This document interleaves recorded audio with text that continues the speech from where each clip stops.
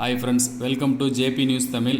இன்றைக்கி நம்மளோட சேனலில் தமிழ்நாடு ஃபுல்லாக இருக்கிற நில அளவை, அதாவது பட்டா சிட்டா சம்மந்தமான தகவல்களை, பட்டா சிட்டா எஃப்எம்பி, அதாவது கிராமப்புறங்களில் டோபாஸ் கட்சின்னு சொல்லுவாங்க, இங்கே எஃப்எம்பி அதாவது ஃபீல்டு மேப், இதை எப்படி ஆன்லைனில் நம்ம தெரிஞ்சுக்கிறது அப்படிங்கிறத நம்ம இன்றைக்கி பார்க்க போகிறோம். எல்லாருமே ஆண்ட்ராய்டு மொபைல், அதாவது ஸ்மார்ட் ஃபோன் யூஸ் பண்ணிகிட்ருக்கோம்.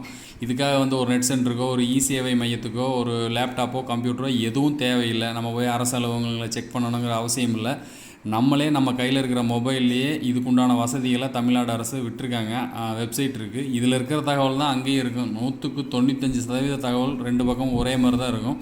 இதை நம்மளே நம்ம மொபைல்லையே அப் டு டேட்டா இன்றைக்கி இருக்கிறது, அதாவது ஊரில் கிராமங்களில் இருக்கிற நிலங்களில் யார் யார் பேரில் பட்டா இருக்குது, பட்டா சரியாக இருக்கா, பிளேயில் அதாவது பேரில் பிளே இருக்கா, அளவுகளில் பிளே இருக்கா, இல்லை எஃப்எம் ஸ்கெட்சில் பிளே இருக்கா அப்படிங்கிற தகவலை நம்ம மொபைல்லே நம்ம பார்த்துக்கலாம். அதுக்குண்டான வசதிகளை தமிழ்நாடு அரசு பண்ணியிருக்காங்க. அதை நம்ம எப்படி தெரிஞ்சுக்கிறோம் அப்படிங்கிறதான் இப்போ முக்கியம். யூடியூப்பு, ஃபேஸ்புக்கு, ட்விட்டரு இந்த மாதிரி போகிறத விட இந்த மாதிரி ஒரு சின்ன ஒரு 5 நிமிஷம் ஒதுக்கி அவங்கவுங்க நில சம்மந்தமான பதிவுகள் கரெக்டாக இருக்கான்னு பார்த்து வச்சுக்கிட்டோம்னா ஃப்யூச்சரில் யூஸ் ஆகும். அதை எப்படி பார்க்குறது, அந்த வெப்சைட் என்னங்கிறத நம்ம இன்றைக்கி தெளிவாக பார்ப்போம்.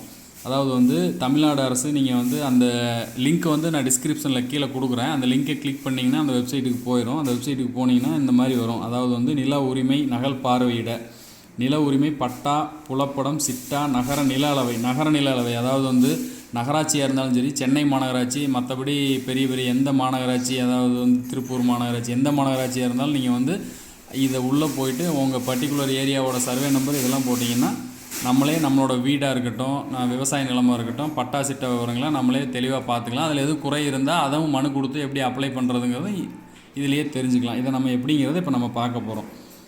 இணைய வழி நில உரிமை வழங்கியதை சரிபார்க்க, அது நம்ம கொடுத்துருக்கிற பட்டா கரெக்ட் தானான்னு பார்க்குறது. நம்ம இதுதான் பட்டா வெரிஃபிகேஷன் போகிற லிங்க்கு. நீங்கள் அதை ஓப்பன் பண்ணிங்கன்னா இந்த மாதிரி வரும். நிலப்பதிவேடு மின்னணு சேவை அப்படின்னு சொல்லி வரும். இதில் முதல்ல மாவட்டம் தேர்ந்தெடுக்கணும். அரியலூர், சென்னை, கோயம்புத்தூர், கடலூர், தருமபுரி, திண்டுக்கல், இந்த மாதிரி மாவட்டங்கள் இருக்கும். இதில் நம்ம இப்போ திண்டுக்கல் மாவட்டம் தேர்ந்தெடுக்கிறோம்னு வைங்க. திண்டுக்கல் மாவட்டம் தேர்ந்தெடுத்தால் கிராமப்புறமா நகர்ப்புறமானு கேட்கும். இதாவது நமக்கு அந்த டீட்டெயில் தெரிஞ்சிருக்கணும். நம்மளோட நிலம் கிராமப்புற எல்லையில் வருதா, நகர்ப்புற எல்லையில் வருதான்னு. நகர்ப்புறமாக இருந்தால் அந்த பத்திரத்துலேயே, நம்ம நிலம் பதிஞ்சிருக்கிற பத்திரத்துலேயே அந்த இது போட்டிருப்பாங்க, கிராமம் நகரம்னு சொல்லிட்டு.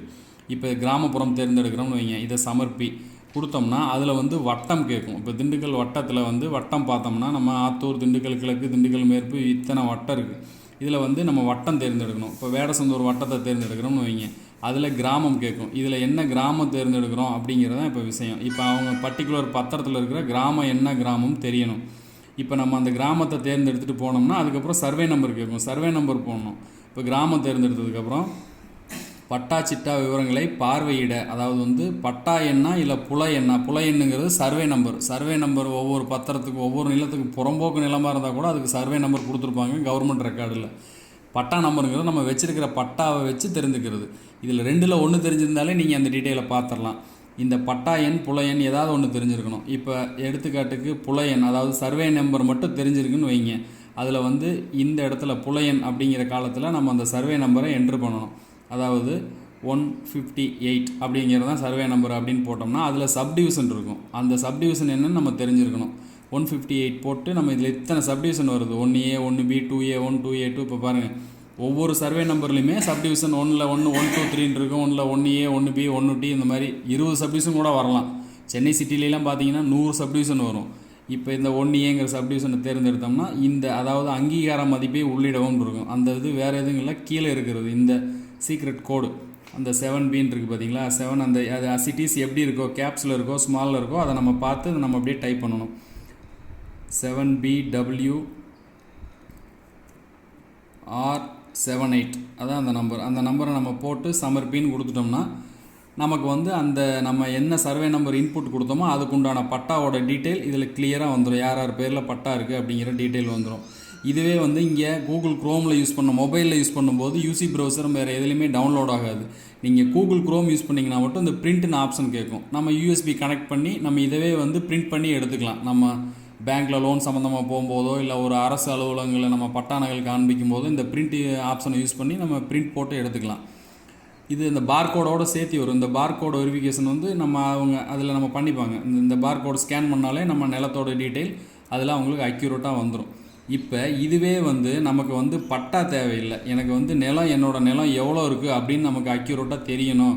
அதோட அமைப்பு, நிலத்தோட வடிவமைப்பு முக்கோணமாக இருக்கா இல்லை சதுரமாக இருக்கா இல்லை செவ்வகமாக இருக்கான்னு தெரியணும், இல்லை இதிலிருந்து இது வரைக்கும் இருக்கான்னு தெரியணும்னா புலப்படம்னு ஒரு ஆப்ஷன் இருக்கும் பாருங்கள். பட்டா சிட்டாவுக்கு பக்கத்துலேயே புலப்படம். அந்த புலப்படம்னா எஃப்எம் ஸ்கெட்ச். அதை கிளிக் பண்ணிவிட்டு சமர்ப்பின்னு கொடுத்தோம்னா அந்த நம்மளோட இது வந்து அந்த இது வந்து டவுன்லோடே ஆக ஆரம்பிச்சிடும். புலப்படம் வந்து டவுன்லோட் ஆக ஆரம்பிச்சிடும் பிடிஎஃப் ஃபைலாக. ஈஸியாக செல்லையே வச்சுக்கலாம். நீங்கள் உங்கள் நிலத்தோட டீட்டெயிலை அப்படியே அப் டு டேட்டாக செல்லில் ஒரு ஃபைலாக ஸ்டோர் பண்ணி வச்சுக்கலாம்.